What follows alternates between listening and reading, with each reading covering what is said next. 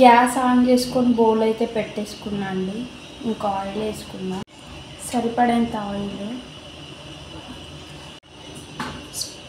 Spices అండి, తర్వాత 4 బిర్యానీ ఆకులు, తర్వాత ఒక 5-6 పచ్చిమిర్చిలు, సరిపడేంత పసుపు అండి, 4 టమాటాలు అండి, కొద్దిగా అల్లం అండి, టేస్ట్కి సరిపడే సాల్ట్ అండి, సరిపడే కారం అండి. టమాటాలు అయితే మగ్గిపోయినాయండి. ఇంకా వాటర్ వేసేసుకుందాం.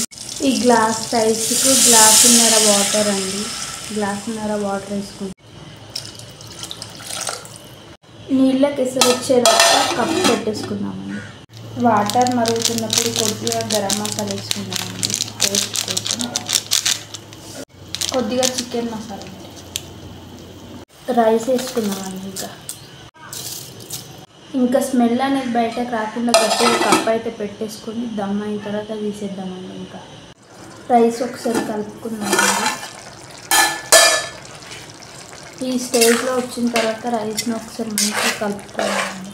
ఎందుకంటే అడగనిపోతుంది, లేకపోతే కొన్ని రైస్ వైట్గా, కొద్దిగా రైస్ కలర్గా ఉంటుంది. అందుకని చెప్పేసి మంచిగా కలిపేసుకోవాలండి. ఈ స్టేజ్లో కలిపేసుకొని మూత పెట్టేసుకుంటే ఇంకా ఫైనల్ అయిపోతుంది. రైస్ అయితే ఫైనల్ స్టేజ్కి వచ్చిందండి. ఇంకా కొంచెం కొత్తిమీర చల్లుకోవడమే రైస్ పైన.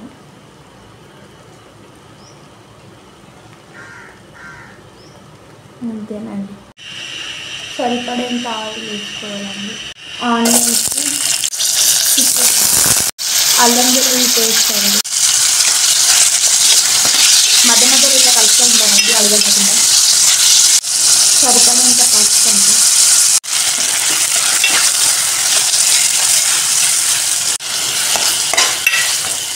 సరిపడేంత కారం అండి, కాల్చండి సరిపడేంత,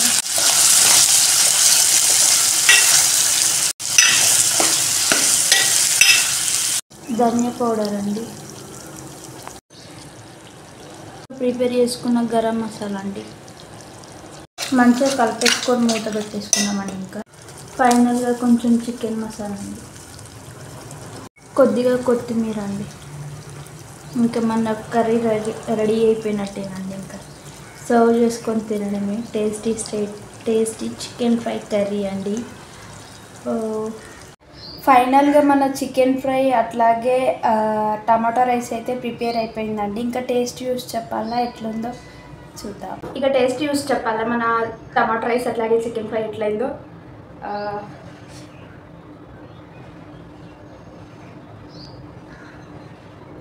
టమాటో రైస్ టేస్ట్ అయితే సూపర్ అయిందండి. ఇంకా చికెన్ ఫ్రై ఎట్లా అయిందో చూద్దాం.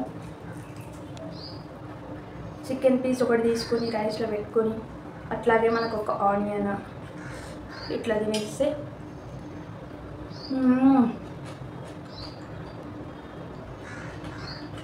సూపర్ టేస్ట్ అయిందండి.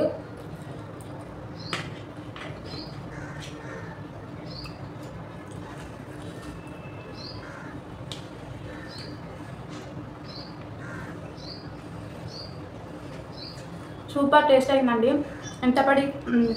ఎంత కష్టపడి ఇప్పటివరకు చేసి చూపించానండి. వీడియో కనుక మీకు నచ్చినట్టయితే సబ్స్క్రైబ్ చేసుకోండి. అట్లాగే గంట సింబల్ కూడా ఆన్ చేసుకొని పెట్టుకోండి ప్లీజ్ అండి.